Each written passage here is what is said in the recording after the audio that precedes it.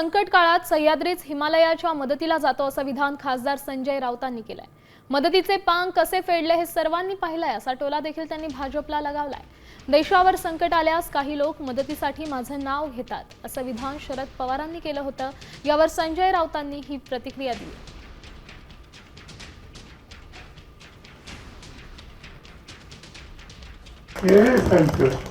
शिकायची शोधू नका, कष्ट करायची कायम सेवा, कुठल्याही संकट आले तर तुम्ही चिंता करू नका।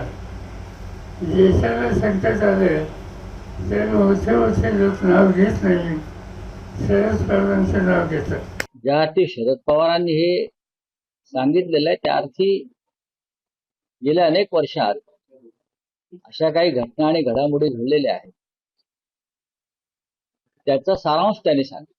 ज्या दोन प्रमुख लोकांनी मदत केली, नरेंद्र मोदी आणि अमित शहा, ते शरद पवार आणि हिंदू हृदय सम्राट बाळासाहेब ठाकरे। मी माझ्या पुस्तकातील लिहिलं आहे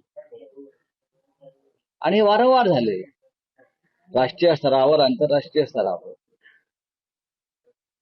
महाराष्ट्रानं या नेत्यांना मदत केली, पण त्या मदतीचे पांग कसे फेडले हे सुद्धा आपण पाहिलं।